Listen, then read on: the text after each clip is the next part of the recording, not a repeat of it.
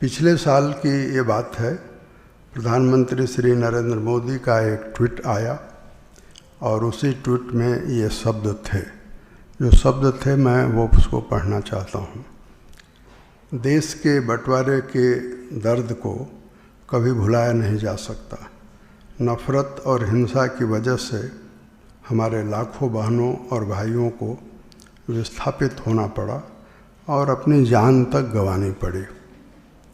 उन लोगों के संघर्ष और बलिदान की याद में 14 अगस्त को विभाजन की विभीषिका स्मृति दिवस के तौर पर मनाने का निर्णय लिया गया है और इसी निर्णय के फलस्वरूप हम लोग इस बातचीत में आज यहाँ हैं। उस स्मृति दिवस पर, ये स्मृति दिवस मनाने का ये जो अवसर है, जैसा प्रोफेसर योगेश सिंह जी ने भी कहा और ये हकीकत भी है कि 75 सालों में पहली बार ये इस तरह का कोई अवसर ढूंढा गया है या ये अवसर आया है। प्रधानमंत्री का ये जो आह्वान है, कोई पूछ सकता है कि आखिर ये क्यों है। संभव है कि ये इस सवाल का जवाब हम खोजें और खोजने के लिए मैं प्रधानमंत्री के ही कथन के 4 लाइनों को पढ़ना चाहता हूँ जो उन्होंने लोकसभा में कहे। और ये जो 4 लाइनें हैं वो हैं तो सर्वेश्वर दयाल सक्सेना की, जिसका प्रधानमंत्री ने एक अवसर पर उल्लेख किया था। वे लाइनें हैं, लीक पर वे चलें जिनके चरण दुर्बल और हारे हैं। हमें तो जो हमारी यात्रा से बने ऐसे अनिर्मित पंथ ही प्यारे हैं। और ये जो 4 लाइनें हैं, प्रधानमंत्री जी ने 6 फरवरी 2020 को राष्ट्रपति भाषण के धन्यवाद प्रस्ताव की बहस का जवाब देते हुए सुनाया था। मेरी समझ से इसमें एक सकारात्मक उत्तर है कि क्यों प्रधानमंत्री ने विभाजन विभीषिका को याद किया। आज़ादी के अमृत महोत्सव पर भारत विभाजन की विभीषिका का स्मरण ये इसलिए भी मेरी समझ से ज़रूरी है क्योंकि उस दुखद, खूनी और व्यथापूर्ण इतिहास को याद किया जाना चाहिए। विभाजन का इतिहास एक बात है और उसकी विभीषिका और उसकी व्यथा को याद करना बिल्कुल दूसरी बात है। इन दोनों में फ़र्क है और इसलिए मैं चाहूँगा कि ये फ़र्क हम ध्यान में रखें। ये प्रश्न हो सकता है, लेकिन मैं ये कहूँगा कि ये यक्ष प्रश्न नहीं है और इसलिए यक्ष प्रश्न का जवाब खोजने के लिए हमको किसी युधिष्ठिर की तलाश नहीं करनी है। हम खुद युधिष्ठिर बन सकते हैं। इतिहास जैसा भी है वो जानने की चीज़ है। ठीक इतिहास जाने तो सही सबक सीख सकते हैं और इसलिए मैं एक प्रसंग आपको सुनाना चाहता हूँ। मेरी समझ से ये प्रसंग उपयोगी होगा। गौतम से जब बुद्ध होने पर आप जानते हैं कि नया इतिहास बना और बुद्ध, जिन्हें भगवान बुद्ध भी कहते हैं, महात्मा बुद्ध भी कहते हैं, जब उनको ज्ञान हुआ तो बुद्ध हुए और किसी ने उनसे जब उपदेश देने लगे तो पूछा कि आपने क्या पाया। तो बुद्ध ने कहा कि मत पूछो, क्योंकि मैंने कुछ पाया नहीं। तो जिसने सवाल पूछा उसने कहा कि तो आपकी साधना व्यर्थ चली गई। आपने कुछ पाने के लिए साधना की होगी और आप कह रहे हैं कि मैंने कुछ पाया ही नहीं। तो बुद्ध ने कहा कि अब मैं तुमको बताता हूँ। मैंने कुछ खोया, कुछ पाया नहीं। तो उसने फिर प्रश्न किया कि फिर आप उपदेश क्यों दे रहे हैं? तो बुद्ध ने कहा कि इसलिए कि तुम भी कुछ खो दो, खो सको। मैंने जो पाया वो सदा मेरे अंदर था, और उसका विस्मरण हो गया था। उसे जानने में जो बाधाएं थी उनको मैंने हटा दिया, उसको मैंने खो दिया, तो जो मेरे पास था वो मैं आ गया। ठीक यही भारत के विभाजन की व्यथा की भी कहानी है कि हम विस्मरण में न रहें, हम स्मरण से जुड़ें और जो बाधाएं हैं उन्हें दूर करें। विस्मरण मैं कहूँगा कि पुनः स्मरण बने, विस्मरण की बाधाएं दूर हों, इसलिए विभाजन की व्यथा का स्मरण जरूरी है। विस्मरण से देश का बंटवारा हुआ, हिंसा हुई, हत्याओं की व्यथा इतनी ताजी है, भले समय निकल गया हो, लेकिन जो लोग उन व्यथाओं से गुजरे उनसे जरा आप मिलिए। और बहुत लोग हैं जिनको हम जानते नहीं, जो सालों से अभी भी जीवित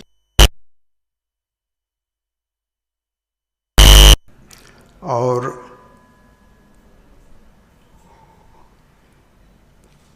वो सारे संस्मरण रिकॉर्ड कर रहे हैं, उसकी कुछ किताबें बन रही हैं और वो किताबें छप भी रही हैं। मुझे भी, आप में से हो सकता है कई लोग जानते हों, एक देवदत्त जी हुआ करते थे, जिस लाहौर का जिक्र प्रोफेसर योगेश सिंह जी ने किया, उसी लाहौर के एक कॉलेज में वो पढ़ते थे और बीए के विद्यार्थी थे। जालंधर के रहने वाले थे, लेकिन लाहौर उन दिनों शिक्षा का इतना बड़ा केंद्र था कि सब लोग दिल्ली के पश्चिम के लोग लाहौर पढ़ना सपने की चीज़ होती थी। तो वो हॉस्टल में रहते थे, बंटवारे की आग लगी हुई थी, लेकिन उनका मन कहता था कि नहीं, गांधी ने वादा किया है तो देश बटेगा नहीं। तो वो छोड़कर भागने की उन्होंने कोशिश नहीं की, लेकिन जब जान पर बन आई तो किसी तरह से यहाँ आए और किंग्सवे कैंप में, जो शरणार्थियों का कैंप था, उसमें वो रहे। और किंग्सवे कैंप से वो रोज़, जब गांधी दिल्ली आ गए, जिसके बारे में मैं आगे आपको बताऊंगा, तो रोज़ पैदल चलकर वो बिरला हाउस, जो उस समय कहलाता था, जो आज गांधी स्मृति केंद्र है या स्मृति स्थल है, गांधी जी की प्रार्थना में आते थे।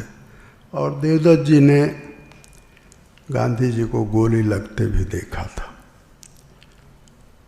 मेरी दोस्ती होती उनसे और 1970 से हम लोग एक तरह से मिलते जुलते थे। फिर मैं दिल्ली आया तो कई बार हमारे साथ होते थे। उस देवदत्त जैसे कितने लोग विभाजन की विभीषिका के शिकार हुए, उसकी अभी कोई बहुत साफ तस्वीर नहीं है। लेकिन मैं ये कहूँगा कि भूलने का ढंग क्या होता है, एक ही ढंग है, स्वयं को गलत समझने से भूल का रास्ता बनता है। और भारत विभाजन के साथ भी यही हुआ। भारत विभाजन में मेरे नज़र में दूसरा महाभारत है, जिसे आधुनिक भारत ने लड़ा। उसकी गाथा को दोहराने की ज़रूरत मैं नहीं समझता, लेकिन मैं ये आपसे कहना चाहता हूँ कि एक प्रसंग है जो आप सुनेंगे तो समझ सकेंगे कि आखिर विभाजन क्यों स्वीकार करना पड़ा। ये के.एम. मुंशी के पिलग्रिमेज टू फ्रीडम में ये संस्मरण है। और के.एम. मुंशी लिखते हैं कि एक दिन सरदार के साथ टहलते हुए थोड़ी देर बाद सरदार ने मुझसे कहा कि हे अखंड हिंदुस्तानी, और चिढ़ाने के अंदाज में कहा कि हे अखंड हिंदुस्तानी, हम भारत का बंटवारा करने जा रहे हैं। तो मुंशी चौंके और मुंशी ने पूछा कि सरदार, आपने तो राजगोपालाचारी के बंटवारे का विरोध किया था और आपके कारण ही ये वो फैसला टल गया था। अब कौन सी परिस्थिति आ गई है? तो जो सरदार ने कहा वो मैं आपको पढ़कर सुनाना चाहता हूँ। सरदार ने कहा दो बातें। कांग्रेस ने अहिंसा का व्रत ले रखा है, हमारे लिए हिंसक प्रतिरोध करना संभव नहीं है। दूसरी बात कि अगर वह व्रत त्याग दें तो कांग्रेस का अंत हो जाएगा और मुस्लिम लीग के साथ हम एक लंबे हिंसक संघर्ष में फंस जाएंगे, जिसका फायदा उठाकर ब्रिटिश सरकार हमारे ऊपर फिर राज करती रहेगी। मेरा ख्याल है, मैं अपनी ओर से ये बात जोड़ रहा हूँ इतिहास के एक विद्यार्थी के नाते, और आप भी जानते होंगे कि अंतरिम सरकार तो 2 सितंबर को बन गई, लेकिन उसमें शामिल हुई मुस्लिम लीग अक्टूबर में, और संभवतः 20-21 अक्टूबर को या जब भी शामिल हुई। और जब वो शामिल हुई तो महात्मा गांधी ने ये सोचा कि मेरा काम समाप्त हो गया, और वो गांधी जी अब वर्धा की तैयारी कर रहे थे।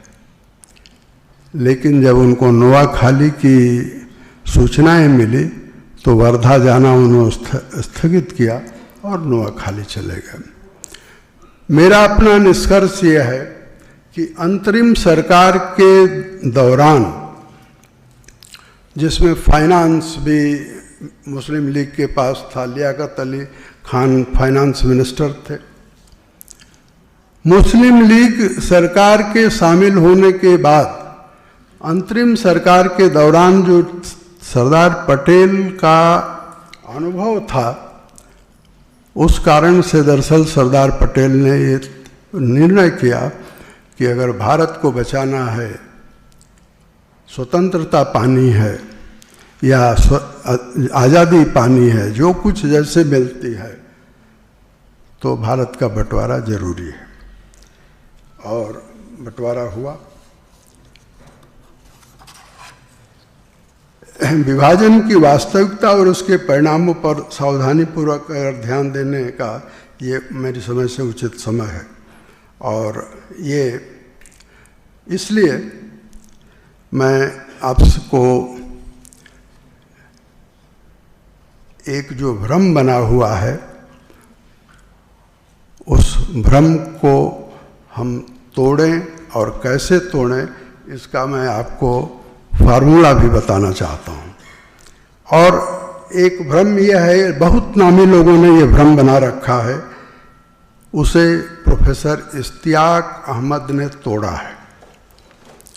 आप पूछेंगे कि इश्तियाक अहमद कौन है? मेरा ख्याल है कि आप में से कोई ऐसा नहीं होगा जो न जानता हो।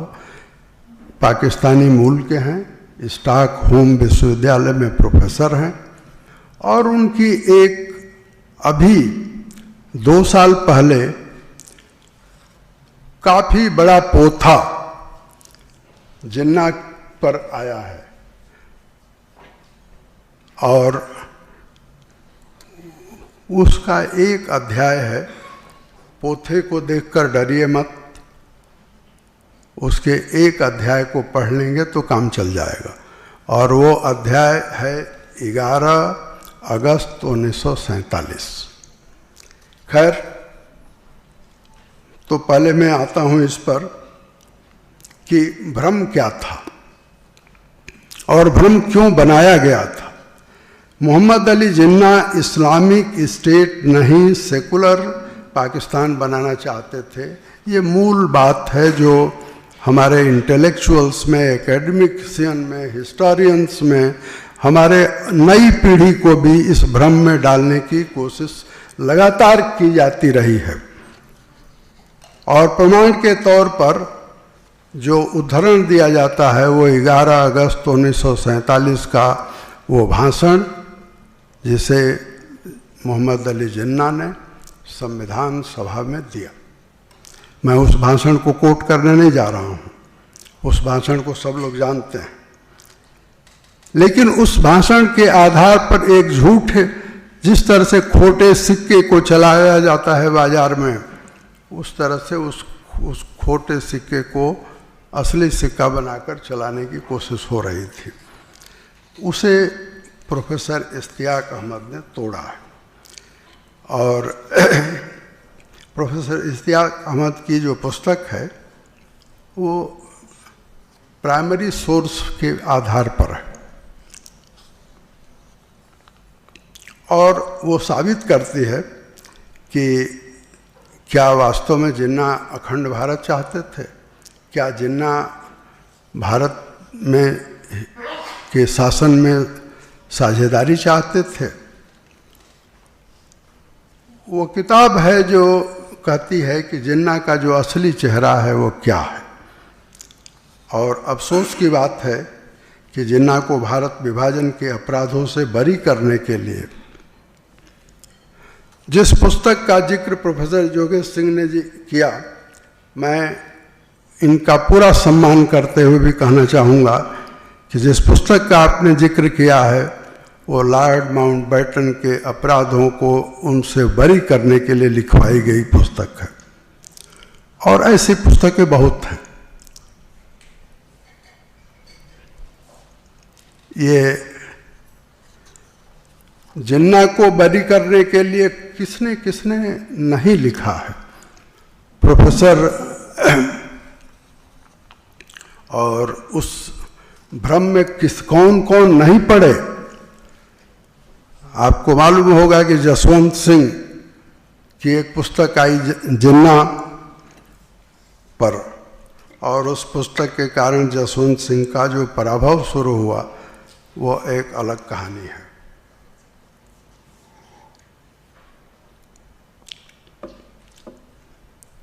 मित्रों की सलाह के विपरीत लाल कृष्ण आडवाणी कराची गए, जिन्ना की मज़ार पर गए। यहाँ तक तो ठीक था, लेकिन जिन्ना को उन्होंने सेकुलर कहा और उसके बाद आडवाणी जी जो फिसलते चले गए वो किस गड्ढे में पहुँचे ईश्वर जानता और हम लोग जानते हैं।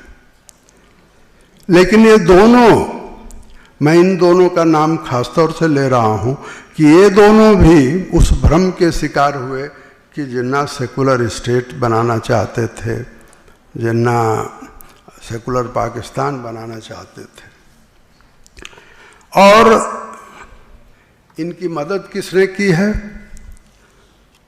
तो सबसे प्रामाणिक जिन्हें माना जाता है वो हैं आयशा जालाल, जो अमेरिकन, जो पाकिस्तानी मूल की हैं, अमेरिका में पढ़ाती हैं।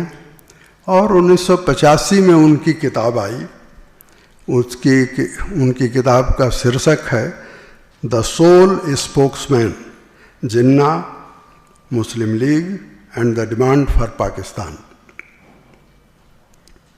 ये पुस्तक मैंने कहा आपसे कि 1985 में छपी, जिसमें ये बात उन्होंने अपने पाठकों के गले और उसके माध्यम से दुनिया भर में फैलाने की कोशिश की कि 1930 के दशक से जिन्ना कांग्रेस के साथ सत्ता की में साझेदारी चाहते थे। उनको जब नहीं मिली तो उन्होंने पाकिस्तान बनवाया। ये सरासर गलत। मैं भी आपको 10 किस्से सुना सकता हूँ जब सत्ता की हिस्सेदारी उनको नहीं मिली। लेकिन सत्ता की हिस्सेदारी न मिलना एक बात है और पाकिस्तान बनवाना या देश का बंटवारा करना दूसरी बात है। कौन नहीं जानता है कि 1937 में मुस्लिम लीग और कांग्रेस का समझौता उत्तर प्रदेश में हुआ और जवाहरलाल नेहरू ने मुस्लिम लीग को सत्ता की हिस्सेदारी से वंचित किया, लेकिन उसके कारण से पाकिस्तान बनेगा और भारत का बंटवारा होगा, न ये तो नेहरू ने कभी सोचा था, न इस देश के लोगों ने कभी सोचा था। परंतु ऐसा जलाल ये तर्क गढ़ती हैं, उसके कुछ प्रमाण भी देती हैं और ये कहती हैं कि आखिर में थक हार करके जिन्ना ने पाकिस्तान बनवाया। ये सरासर झूठ है और इसी को इश्तियाक अहमद ने अपनी किताब में साबित किया है। और पिछले दिनों जब कोरोना काल था, तो कोरोना काल के दिनों में मुझे हमारे एक मित्र ने एक वीडियो भेजा और उस वीडियो में इश्तियाक अहमद से विभूति नारायण राय, जो डीजीपी भी रहे हैं, महात्मा गांधी अंतर्राष्ट्रीय विश्वविद्यालय के वाइस चांसलर भी रहे हैं, हमारे मित्र भी हैं। हालांकि हमारे विचार अलग अलग हैं परंतु मित्रता है। अभी हमने 4-5 दिन पहले विभूति जी को बुलाया, हमने लंबी बात की और हमने कहा कि आप वीडियो अपना फिर से भेजिए। मैंने उनका वीडियो, जो लेफ्टिस्ट, जो सेकुलर, जो कम्युनिस्ट जो सवाल नहीं पूछ सकते, वो विभूति ने इश्तियाक अहमद से पूछा है और इश्तियाक अहमद ने उसका जवाब दिया है। और इश्तियाक अहमद ने ये साबित किया है, उनकी पुस्तक Jinnah, his success, failure and role in history, ये पुस्तक है। इस पुस्तक में 3 बातें बहुत साफ साफ निकल करके आती हैं जो मैं आपसे निवेदन करना चाहता हूँ। एक, जिन्ना का पाकिस्तान की संविधान सभा में 11 अगस्त 1947 का जो भाषण था वो एक पैंतरेबाजी थी, एक चालबाजी थी। पंडित नेहरू की सरकार को भ्रम में रखने के लिए वो चालबाजी थी और उसका लक्ष्य था कि भारत में रह गए 3.5 करोड़ 35 मिलियन, उस समय भारत में रह गए 35 मिलियन जो मुसलमान थे, वे पाकिस्तान का रास्ता न लें और भारत की सरकार पाकिस्तान की तरफ उनको न ढकेले, मजबूर न करे जाने के लिए। हालांकि भारत का स्वभाव ही नहीं है, यह है, वो उस पर मैं बाद में आऊँगा और इसकी कहानी पर मैं थोड़ी देर बाद आऊँगा।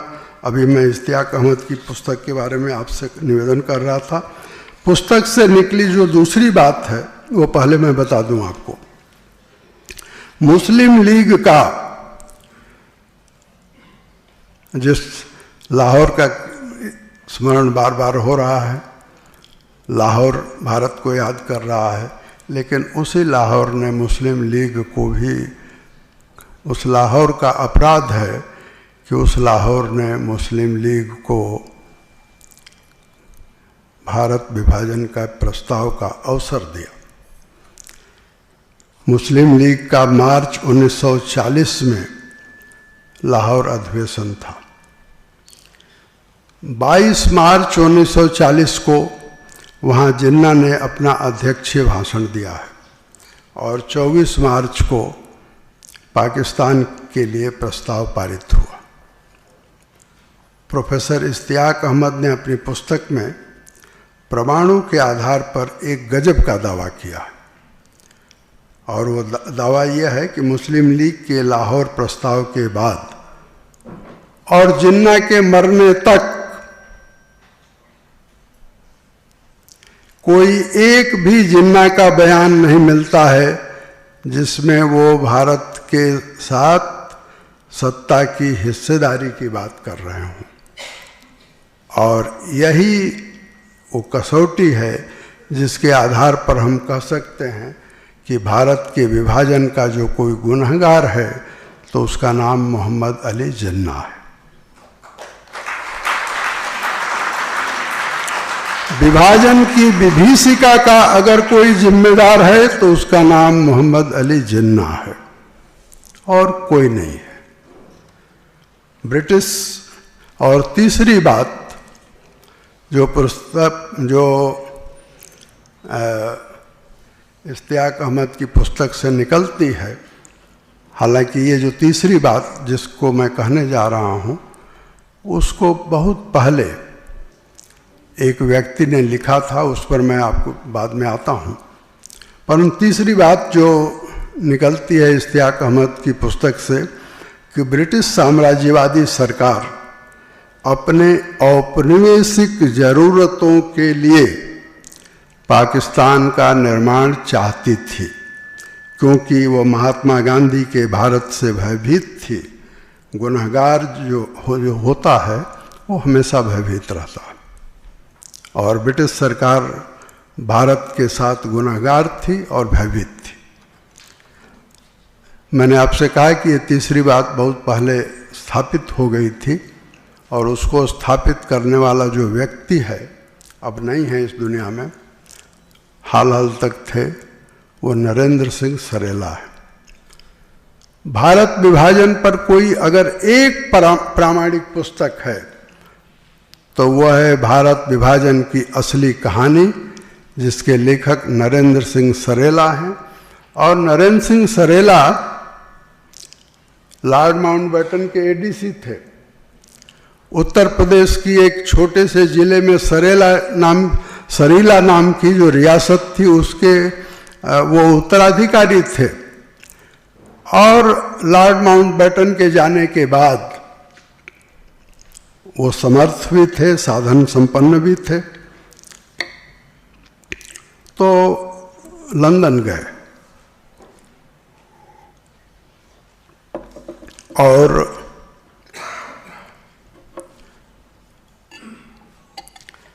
जो प्रामाणिक दस्तावेज हो सकते थे उन सबको देखा, सालों लगाया, और उसके बाद उन्होंने वो किताब लिखी। वो किताब अंग्रेजी और हिंदी दोनों में है, और वो किताब साबित करती है पूरी जो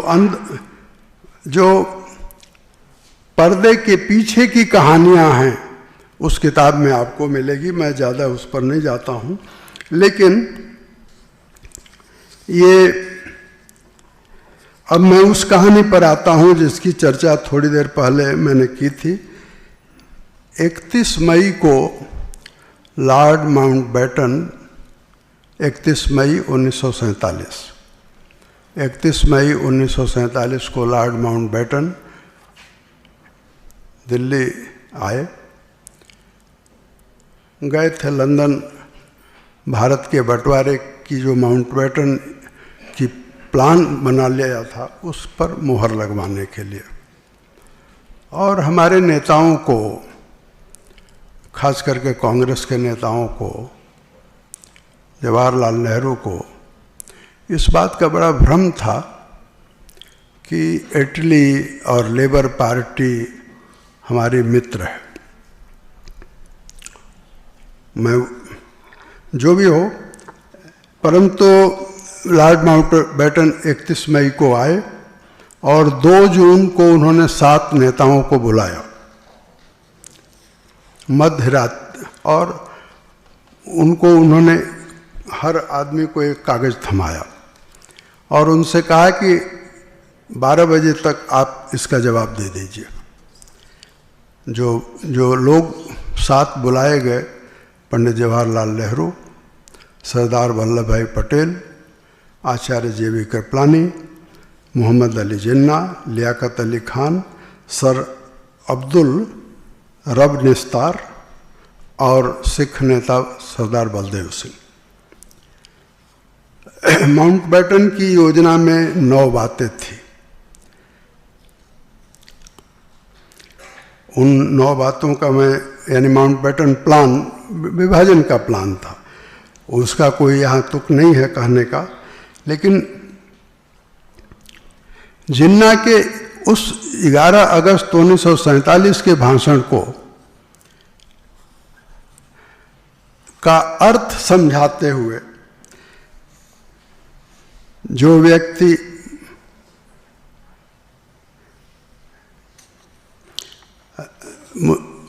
वो भाषण क्यों दिया उन्होंने, तो इसकी एक कहानी है। जिन्ना जो पहले औरंगजेब रोड था, अब आजकल वो अब्दुल कलाम रोड हो गया है, उसके 10 नंबर कोठी में रहते थे, पाकिस्तान जाने की तैयारी कर रहे थे। तो 1 अगस्त को जिन्ना ने उन लोगों को बुलाया जो भारत की संविधान सभा में मुस्लिम लीग से चुनकर आए थे। हालांकि मुस्लिम लीग 14 जुलाई को पहली बार संविधान सभा में गई है। ये 1 अगस्त की बात है। उस बातचीत में रिजवानुल्लाह ने जिन्ना से एक सवाल पूछा और पूछा कि भारत में जो मुसलमान रह जाएंगे उनका क्या होगा। रिजवानुल्लाह ने लिखा है अपने संस्मरण में कि मैंने जिन्ना को इतना हतप्रभ पहले कभी नहीं देखा था जो उस समय हुए। ये दिल्ली विश्वविद्यालय के प्रोफेसर रहे हैं मराठी के, मैं नहीं जानता उनको, लेकिन उनकी पुस्तक है आधुनिक भारत और इस्लाम। करंदीकर M.A. करंदीकर उनका नाम था।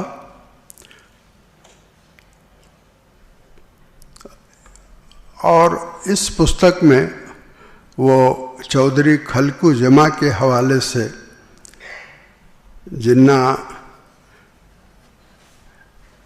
के बारे में बताते हैं। चौधरी खलकी जमा का नाम हो सकता है कि आप में से कुछ लोग जानते हों।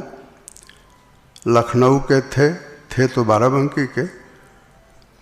खलकी जमा जो है वो कांग्रेस में थे और बाद में मुस्लिम लीग में आए रफ़ी अहमद किदवई की सलाह पर और उसके बड़े नेता बने। वो खलकू जमा संविधान बनने तक भारत में थे, अंत में वो पाकिस्तान चले गए। तो मैं ये जो अंत में ये कहना चाहता हूँ इस सिलसिले में कि जो मुस्लिम जिन्ना साहब का भाषण था उसको अब मान लेना चाहिए कि वो चालबाजी थी। भारत का विभाजन इस्लामी राष्ट्र की मांग पर हुआ और यहाँ विभाजन के इतिहास की बारीकियों में तो मैं नहीं जाता हूँ, लेकिन जिस विषय पर हमें यहाँ बातचीत करनी है उसमें ये ध्यान में रखना है कि दरअसल भारत विभाजन पर बहुत पुस्तकें हैं, लेकिन ये 2 बातें खास तौर पर गौर करने की हैं कि इस्लामी राष्ट्र की मांग का आधार क्या था। और इसी से संबंधित है जो मैं कहूँगा कि पहली बात यह है कि जिन्ना मुसलमानों को अलग राष्ट्र उन्होंने घोषित किया। दूसरा कि विभाजन से जो मुस्लिम राष्ट्र निकला वह 2 राष्ट्रों के सिद्धांत के विपरीत था या उससे भिन्न था। और तीसरा इतिहास इसकार इस पर करीब करीब एक मत हैं कि जिन्ना के पास राष्ट्र की कोई कल्पना नहीं थी।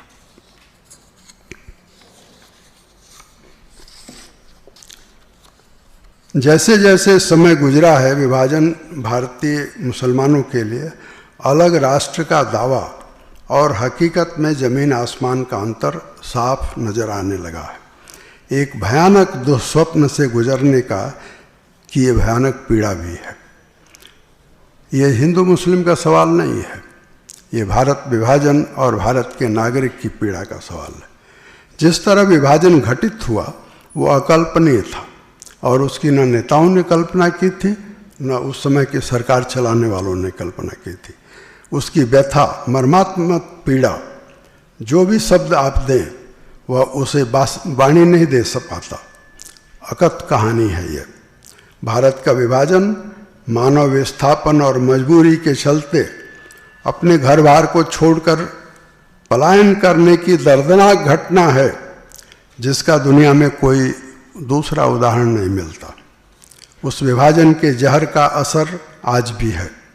अपने आशियाने में जाने और रहने की तमन्ना उन लोगों में आज भी जीवित है जिनका आशियाना लुट गया, जो अपने बिछड़ों से आज भी मिलने का इंतज़ार कर रहे हैं या खोज रहे हैं और पता नहीं मिलेंगे या नहीं। वे तकदीर वाले हैं जिनके अपने मिले। पुराना साझा अस्तित्व का अंत उनके लिए कितना मर्मांतक रहा होगा, सोचने पर आत्मा कांप जाती है। भारत साझा अस्तित्व का देश है। महात्मा गांधी के सचिव थे प्यारेलाल, और प्यारेलाल की जो पुस्तकें हैं वो मेरी प्रिय पुस्तकों में से हैं। जब कभी इस तरह के विषय पर मुझे कुछ खोजना होता है तो मैं प्यारेलाल की पुस्तकों की शरण में जाता हूँ। प्यारेलाल ने पहले अंग्रेजी में लिखा last phase of Mahatma Gandhi, और उसका हिंदी में भी अनुवाद हुआ, महात्मा गांधी पूर्णाहुति। जब डॉक्टर श्रीप्रकाश सिंह का हुक्म हुआ तो मैंने फिर से पूर्णाहुति को पढ़ा और कुछ पढ़ा। मैं आपसे भी कहूँगा कि इस विषय को समझने के लिए पूर्णाहुति का जो चौथा खंड है, ज़्यादा समय नहीं लगेगा, 1-1.5 घंटा लगेगा, आप उसको पढ़िए।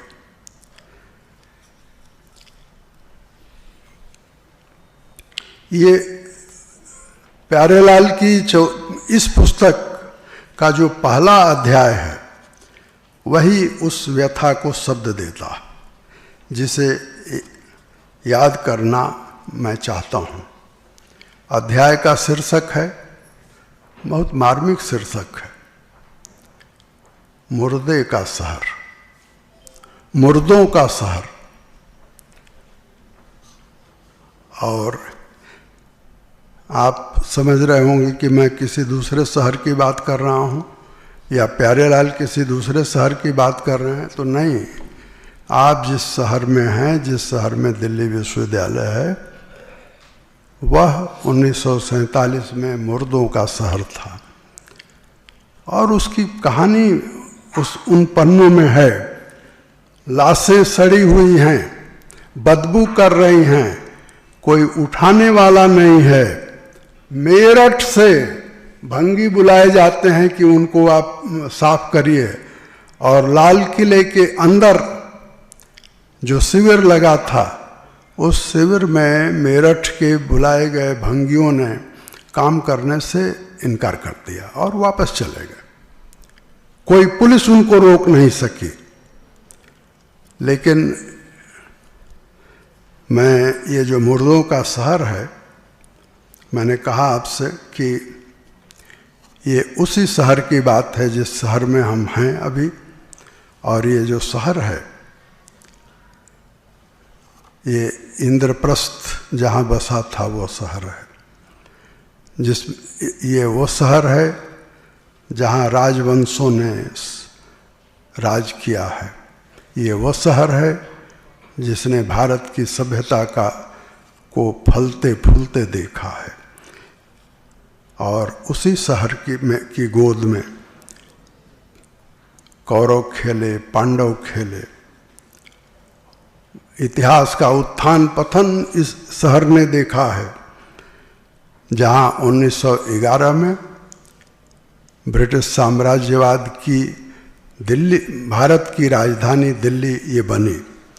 और उस दिल्ली में 1947 में क्या हो रहा था आज़ादी के बाद, तो 4 लाइनें मैं प्यारेलाल जी की पढ़कर सुनाता हूँ आपको। उससे आप कल्पना कर सकते हैं कि क्या हालत थी। वे लिखते हैं, और उस अध्याय के पहले पन्ने पर पहला पैराग्राफ है ये। 9 सितंबर 1947 को सुबह गांधी जी कलकत्ता से दिल्ली पहुंचे, जिसे उन्होंने फिर नहीं छोड़ा। रेलवे स्टेशन पर सरदार पटेल उनसे मिले। पहली ही बार,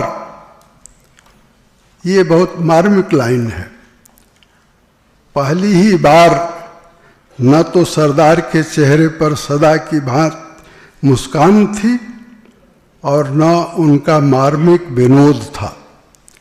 सरदार और गांधी का जो रिश्ता था उसमें मजाक का रिश्ता भी था। सरदार बात बात में गांधी को चिढ़ाते रहते थे मजाक करके। इसके बड़े किस्से हैं, उसके को दोहराने का यहाँ वक्त नहीं है। लेकिन प्यारेलाल जी लिखते हैं, प्यारेलाल उनके साथ थे, लिखते हैं कि सरदार के चेहरे पर सदा की भांति मुस्कान नहीं थी, न उनका मार्मिक विनोद था। और इसके आगे और कुछ पंक्तियां हैं, लेकिन उन पंक्तियों को छोड़कर मैं आखिरी पंक्ति पढ़ता हूँ। उनके स्वागत के प्रबंध को घनिष्ठ मित्रों से भी गुप्त रखा गया था। ये तो प्यारेलाल जी बोल रहे हैं या लिख रहे हैं। और आप जानते हैं गांधी जी को कहाँ, किस प्लेटफॉर्म पर उतारा गया? जो कलकत्ता से ट्रेन आई वो नई दिल्ली नहीं आई, शाहदरा में रोकी गई, क्योंकि शाहदरा के बाद दिल्ली बेकाबू थी, कर्फ्यू लगा हुआ था और ट्रेन भी नई दिल्ली नहीं आ सकती थी। सरदार शाहदरा गए थे गांधी जी को लेने के लिए। और इसी पन्ने पर 2-1 लाइनें और पढ़कर मैं अपनी बात पूरी करने जा रहा हूं जल्दी ही। सरदार लेकर के आए उनको। गांधी जी सोच रहे होंगे अपने मन में कि मुझे सरदार वहीं ले चलेंगे जहां मैं पहले रहता था, अर्थात भंगी कॉलोनी। लेकिन जब आसपास में गांधी ने देखा कि गाड़ी तो कहीं दूसरी तरफ जा रही है, तो सरदार से पूछा कि कहाँ ले जा रहे हैं? तो सरदार ने कहा कि आपको अच्छी जगह ले चल रहे हैं। जहाँ आप ठहरते थे वहाँ पंजाब से आए लोगों को शरणार्थी के तौर पर हमने ठहराया है। और वो बिरला हाउस आए।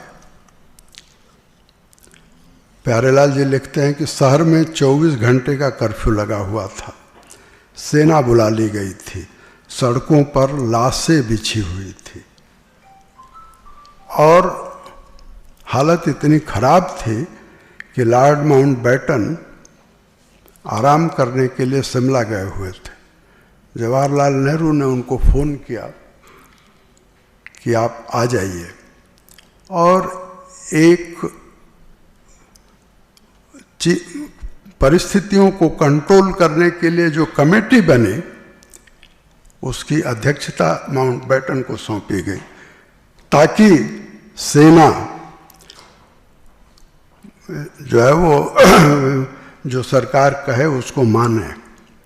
और दिल्ली की जो पुलिस थी वो अपना वर्दी लेकर के, अपना बेल्ट लेकर के, अपनी पोशाक लेकर के बैरक छोड़कर या जहाँ थे जो थाने थे उसको छोड़कर चले गए थे।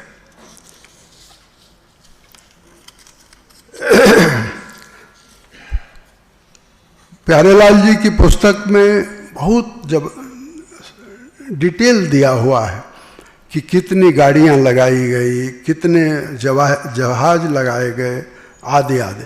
और फिर अंत में लिखते हैं कि लेकिन इसका कोई मतलब नहीं था, लोग पैदल यानी पैदल कूच के अलावा कोई रास्ता नहीं था। ये थी दरअसल विभाजन की विभीषिका, और उससे जो लोग व्यथित हुए उनका कष्ट, जीवन और मौत की लड़ाई। मैं आपको कुछ आंकड़े बताता हूँ। 60 लाख से ज़्यादा लोग, जिन्हें आप गैर मुसलमान कह सकते हैं, यानी हिंदू, सिख, अपने घरों से उजड़कर जहाँ से आए वह तब पश्चिमी पाकिस्तान कहलाया। और 65 लाख लोग, 65 लाख मुसलमान इस हिस्से से उसी पश्चिमी पाकिस्तान में जा पहुंचा।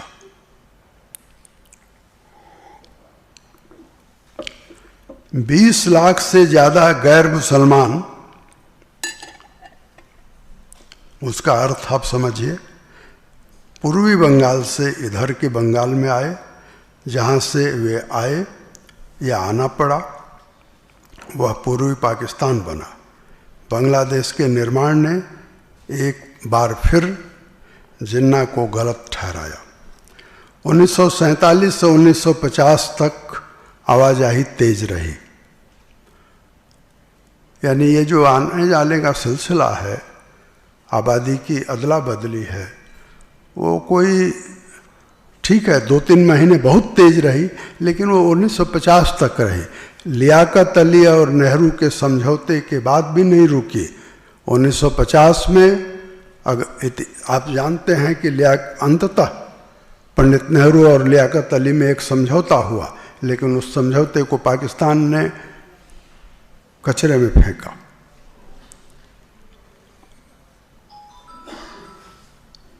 और वो आवाजाही आज भी रुकी नहीं है। इस तरह की मजबूरी के मारे लोगों की हत्या, हिंसा, बर्बरता और अमानवीय अनुभवों से गुजरना पड़ा। एक अनुमान है कि मारे गए लोगों की संख्या 10 से 15 लाख होगी। यहाँ 2 बातें मुझे याद दिलानी है। 4 जून 1947 को जब लॉर्ड माउंटबेटन प्रेस कॉन्फ्रेंस में घोषणा कर रहे थे और भारत विभाजन की योजना बता रहे थे, तो एक पत्रकार ने उनसे पूछा कि आबादी के विस्थापन का क्या होगा। तो जो उत्तर था, लॉर्ड माउंटबेटन और उस समय की सरकार कितनी गफलत में थी, इसका इसमें साफ साफ संकेत है।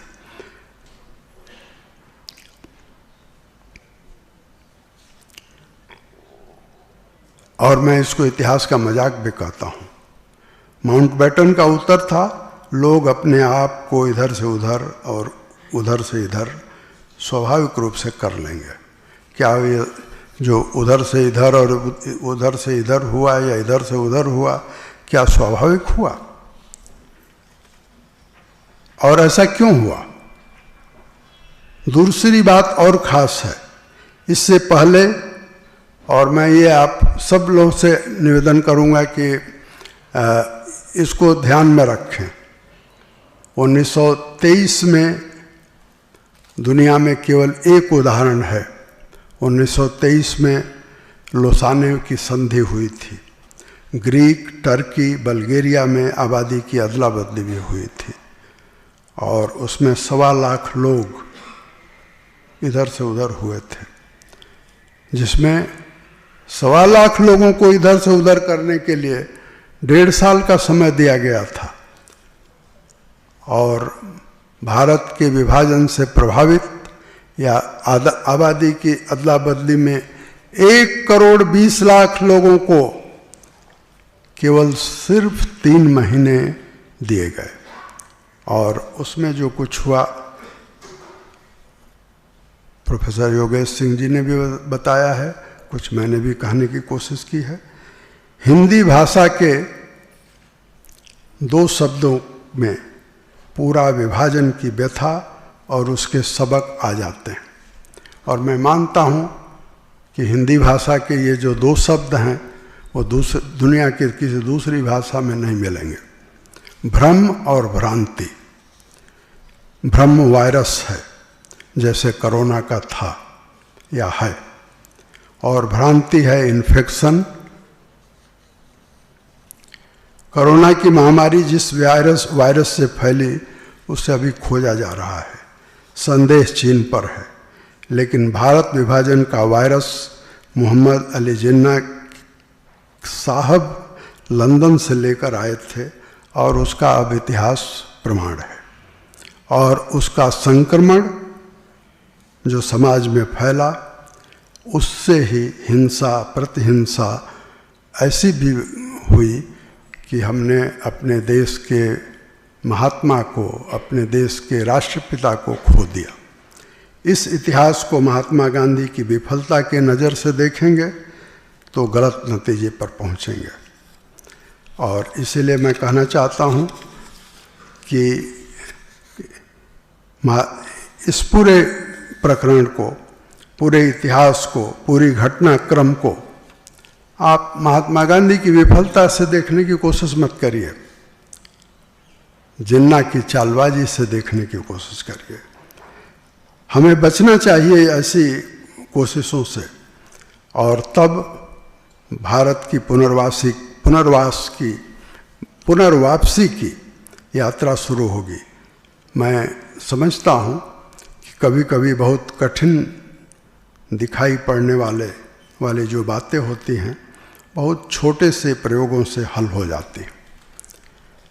कठिनाई तभी तक दिखाई पड़ती है जब तक हम कुछ करते नहीं हैं, सिर्फ सोचते हैं। भारत में जीवन की सकारात्मक केमिस्ट्री सदियों से रही है। गलत अभ्यास से वह इतनी बिगड़ी कि भारत विभाजन के दुष्परिणाम पर पहुंच गई। विभाजन से पूर्व भारत में मुसलमानों ने अपने आप को अल्पसंख्यक नहीं समझा था, बल्कि दूसरा समुदाय माना था। और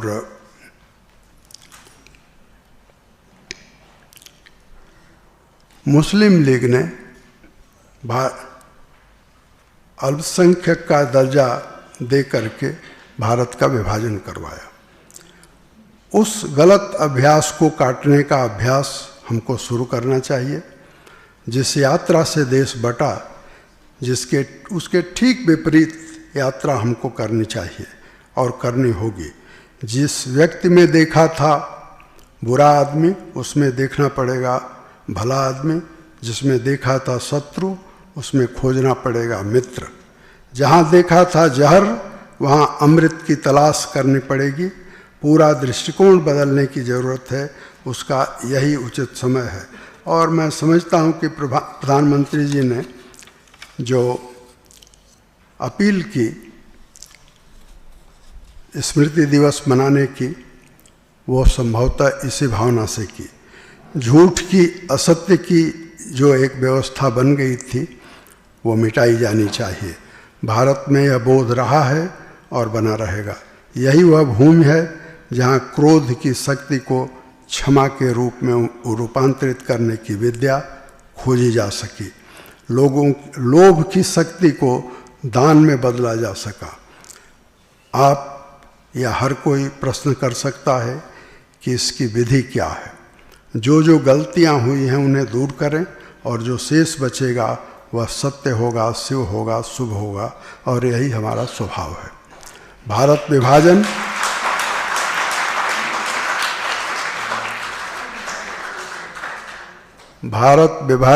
परतंत्रता का विस्तार है। इसलिए मैं ये कहूँगा कि 15 अगस्त 1947 को जो हमें आज़ादी मिली, वो आज़ादी मिली है, स्वतंत्रता नहीं मिली है।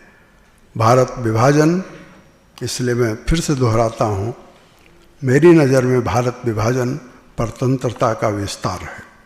स्वतंत्रता की राह में विपत्ति का पहाड़ है, और उस पहाड़ को काटने के लिए नया मन चाहिए। उस नए मन का आह्वान प्रधानमंत्री ने किया है। अब तक जिन्ना को जायज़ ठहराया जाता रहा है, यह समय है जब उस भूल को सुधारें, तभी नया भारत बनेगा। भारत को नई शक्ति मिलेगी, जिसके पंखों पर चढ़कर नई और ऊंची उड़ान की यात्रा आज़ादी के अमृत महोत्सव में अमृतकाल की मंजिल के लिए हो सकेगी। और अंत में थोड़ी सबक की बात भी की जानी चाहिए, और मैं 2-1 मिनट और लूँगा, ज़्यादा समय लिया है तो माफ़ी भी चाहता हूँ। पहली बात यह है कि सबक क्या है। तो कुलपति जी ने जो सबक देखा, जो समझा, वह हमें बताया और अच्छा बताया। मैं इसको दूसरे शब्दों में कहना चाहता हूँ कि पाकिस्तान की मांग मुसलमानों के लिए सुख के झील की मरीचिका थी, और अब मुसलमान ये समझ रहे हैं कि वह हमारे लिए भ्रांति थी। भ्रम, जैसा मैंने कहा, व्यक्तिगत होता है, भ्रांति सामुदायिक होती है। तो पहला सबक यह है कि जिस भ्रांति में हम थे वो टूट जानी चाहिए।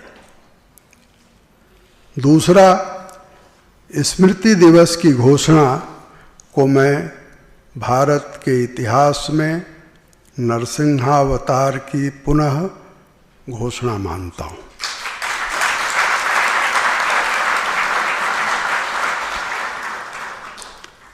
मजहब, पंथ किसी राष्ट्र का आधार नहीं हो सकता, ये बात साबित हो गई है।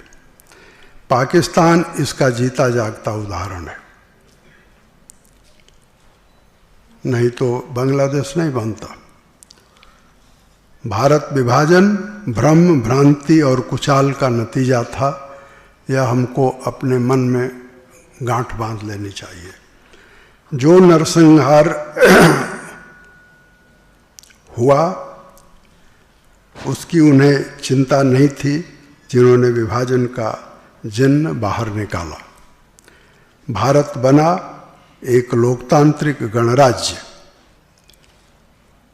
ये जो भारत एक लोकतांत्रिक गणराज्य बना, उस व्यथा काल में बना जिस व्यथा काल में कोई कल्पना नहीं कर सकता कि हमारे राष्ट्र निर्माता बैठकर संविधान बनाएंगे और संविधान के साथ साथ भारत, भविष्य के भारत को, वर्तमान के भारत को लोकतांत्रिक गणराज्य में बदलेंगे। कोई प्रतिक्रिया नहीं थी पाकिस्तान बनने की, कोई प्रतिक्रिया नहीं थी मुसलमानों के प्रति। भारत के नागरिक के लिए वो संविधान बना। और दूसरी तरफ आप जरा देखिए, जिन्ना साहब तो जल्दी चले गए, लेकिन जिन्ना के जो सहयोगी थे वो कितने साल लगा उनको संविधान बनाने में, आपको मालूम है? 1956 में किसी तरह से एक संविधान पाकिस्तान का बन पाया, और 1956 के संविधान से लेकर 2002 तक दर्जनों बार सेना के का कोई सेनापति उठता है और संविधान को मुर्गी का जो गला है उसको पकड़ करके और दबा देता है और वो संविधान मर जाता है। भारत में इंदिरा गांधी ने लोकतंत्र की हत्या तो की, लेकिन संविधान की हत्या नहीं की। संविधान को बदला, संविधान बहुत बार बदला गया है, लेकिन संविधान जो बना वो है और रहेगा।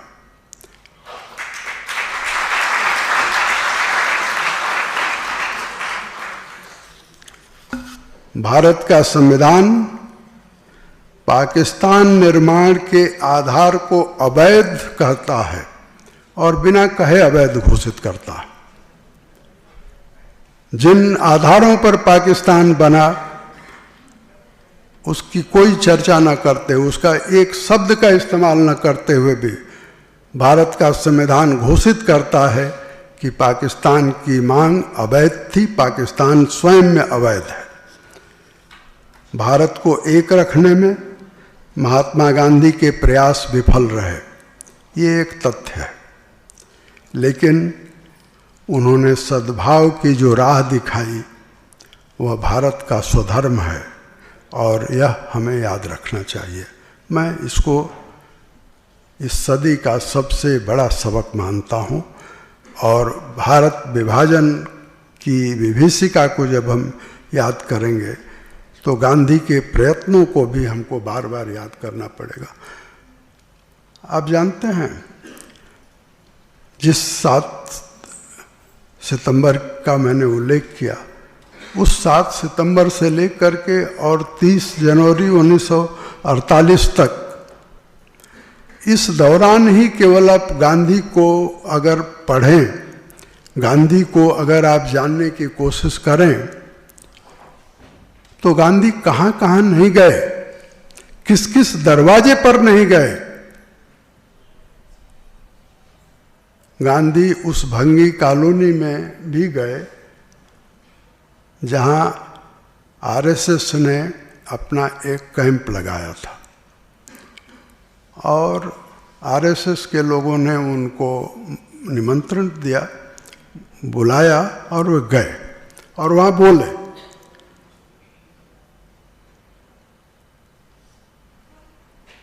गांधी के पास मुस्लिम लीग का एक नेता आता है रात को छिप करके और उनसे कहता है कि महात्मा बापू,